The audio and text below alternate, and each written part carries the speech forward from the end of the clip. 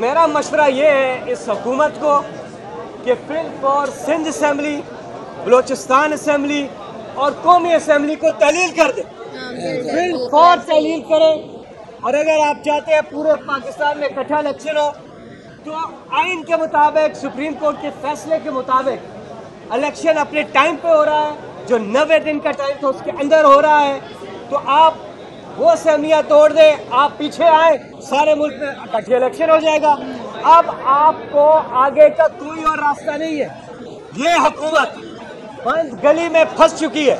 इसने अपनी हरकतों की वजह से, गैर आईनी इक़दामात की वजह से अपने आप को बंद गली में फंसाया है। ये मजीद फंसेंगे अगर ये सही फैसला नहीं करेंगे। और सही फैसला ये है कि आप नेशनल असम्बली को अगले 24 घंटे के अंदर अंदर तहलील कर दें और आए पब्लिक में, अवाम में आए। पाकिस्तान की जो इस वक्त इकोनॉमी की सूरत हाल है, कोई और रास्ता नहीं है। राज करेगी अब खल्के खुदा।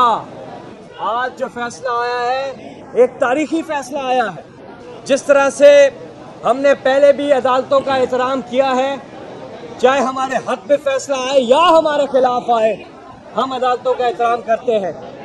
और आज जो अदालत ने फैसला किया है, पूरे कौम की तर्जुमानी की है, पूरी कौम की तर्जुमानी की है कि पाकिस्तानी कौम जो एक स्ट्रगल के अंदर है।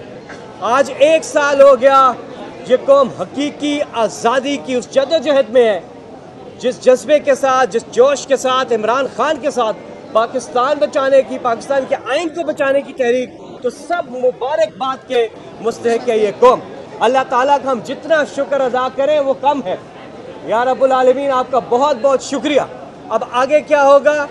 आगे होगा कि हमारी कैंपेन जो है वो चल रही है। इमरान खान साहब रोज़ाना जो अफ्तारी है वो अपने वर्कर्स के साथ कर रहे हैं। और पूरे रमज़ान में भी हमारी ये एक्टिविटी, और रमज़ान के बाद फिर हमारे जलसे जो हैं वो शुरू हो जाएंगे। और मई में जो इंतखाबात हैं उनके हवाले से हमारी जो कैंपेन है वो पूरी तरह से तैयार है। और इंशाल्लाह आप इलेक्शन में देखेंगे कि ये लोग, जो घबराहट इनकी वाज़ेह थी कि क्यों भाग रहे थे ये इलेक्शन से, लेकिन ये भाग नहीं सकते आइन से। अब इलेक्शन में इनका मुकाबला होगा। और आप अभी भी हम कहते हैं कि आओ सियासी मैदान में मुकाबला करो, आओ ये बुज़दिली मत दिखाओ।